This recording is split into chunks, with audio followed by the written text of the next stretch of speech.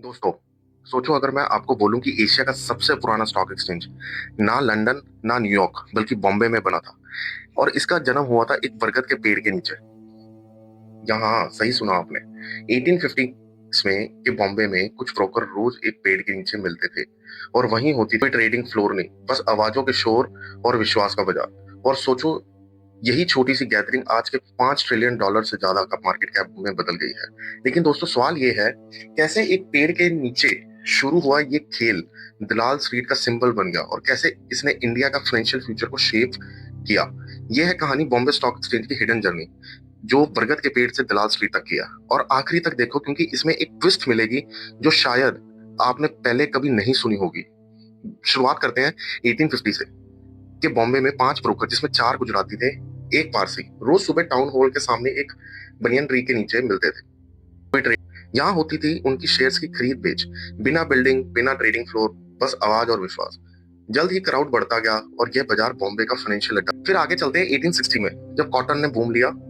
इसमें क्या हुआ था, 1861 में जब अमेरिकन सिविल वार ने कॉटन सप्लाई तोड़ दी, ब्रिटेन ने इंडिया की तरफ देखा। बॉम्बे में कॉटन और शेयर्स दोनों का बूम आया। लोग पागलों की तरह इन्वेस्ट करने लगे। लेकिन जैसे ही वार खत्म हुआ, कॉटन प्राइसेस गिर गए और 1865 का क्रैश ने सब कुछ तबाह कर दिया। आप समझो, शेयर्स 90% गिर गए थे। बॉम्बे के कई अमीर घराने बर्बाद हो गए थे। यह था इंडिया का पहला बड़ा स्टॉक मार्केट क्रैश। आगे चलते हैं। जब 1875 में बर्थ हुआ बॉम्बे स्टॉक एक्सचेंज का, क्रैश के बाद ना ब्रोकर समझ गए मार्केट को रूल्स और कंप्लायंस मीन स्ट्रक्चर की जरूरत है। और इसीलिए 9 जुलाई 1875 को लगभग 20 ब्रोकर्स ने मिलकर बनाया the native shares and stock broker association. Her broker ने बस ₹1 दिया था और यही बन गया एशिया का पहला ऑफिशियल स्टॉक एक्सचेंज। और इसके पीछे का एक नाम था, जो मैं नाम आपको बता रहा हूँ, बहुत फेमस नाम है, प्रेमचंद रॉयचंद, जिसे लोग कॉटन किंग कहते थे। आगे चलते हैं। 1899 में सूरत में ब्रोकर्स के एक रेंटेड हॉल में ट्रेड करते थे, लेकिन पैसे की कमी थी। तब एक textile mill owner sir Dinshaw Petit ने उन्हें 25 शेयर डोनेट किए। उन शेयर्स को बेचकर ब्रोकर्स ने, सोचो, अपने लिए पहला ट्रेडिंग हॉल बनाया। और 1899 में ये नई बिल्डिंग ने दलाल स्ट्रीट को जन्म दिया, जिसका मतलब है ब्रोकर स्ट्रीट। चलते हैं। फिर अर्ली 20th सेंचुरी में क्या हुआ, बीएसई जल्द ही ग्लोबल इवेंट से जुड़ गया। 1929 का वॉल स्ट्रीट क्रैश दलाल स्ट्रीट तक पहुंच गया। वर्ल्ड वार टू ने ट्रेडिंग को डिस्टर्ब किया। फिर 1942 का क्विट इंडिया मूवमेंट में एक्सचेंज को बंद करना पड़ा। लेकिन हर तूफान के बाद बीएसई वापस खड़ा हुआ।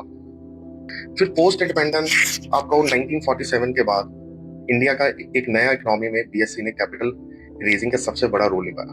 1957 में सरकार ने इसे ऑफिशियल रिकॉग्निशन दे दी।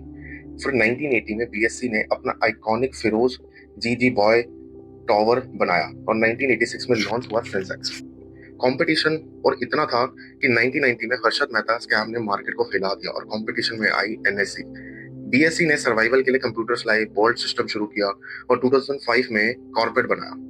आज बीएसई में 5600 प्लस कंपनीज लिस्टेड है और मार्केट कैप है $5 ट्रिलियन से भी ज्यादा।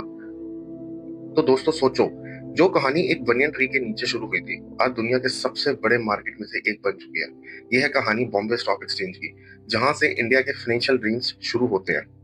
तो ऐसी कहानियां पसंद हो, प्लीज फॉलो करो the mass investor. Thank you so much for watching this channel.